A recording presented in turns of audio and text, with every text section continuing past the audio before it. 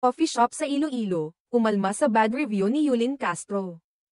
Naglabas ng matapang na pahayag ang pamunuan ng isang kilalang coffee shop sa Iloilo matapos makatanggap ng negatibong pagsusuri mula sa content creator at social media personality na si Yulin Castro, mas kilala sa kanyang screen name na Pambansang Yobab.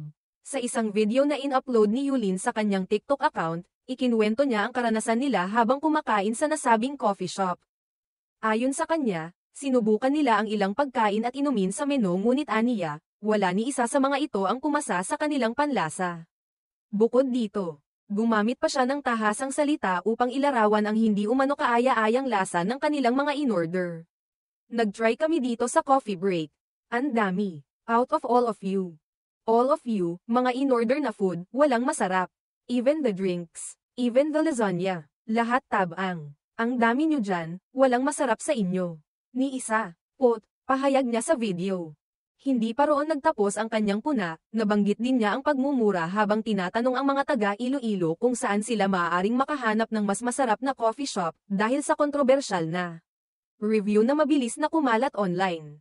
Agad na umaksyon ang pamunuan ng Coffee Break Cafe International Inc. at naglabas ng opisyal na pahayag sa social media upang ipahayag ang kanilang panig ukol sa issue.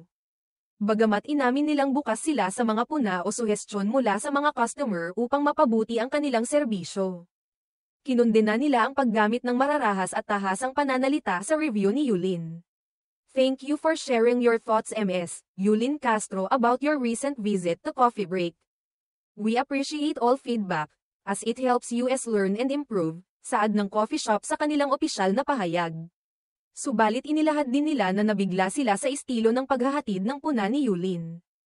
Ayon pa sa kanila, hindi man lahat ay magkakapareho ng panlasa, naniniwala sila na ang anumang reklamo o puna ay maipapahayag sa paraang may paggalang. However, we were taken aback by the strong and explicit language used in your review. While we understand that not everyone will share the same taste, we believe that constructive criticism can always be communicated respectfully. We're proud of the work our team puts into creating a positive experience for every guest. And language that crosses the line can be disheartening, not only to us but to the people who work hard every day to serve our customers, dagdag nila. Ipinaalala rin ng pamunuan na mahigit 2 dekada na silang nagseserbisyo sa mga mahilig sa kape sa Iloilo at ito ang kauna-unahang pagkakataon na nakatanggap sila ng review na may ganitong klaseng pananalita. 20 taon na kaming nagbibigay serbisyo sa mga coffee lovers.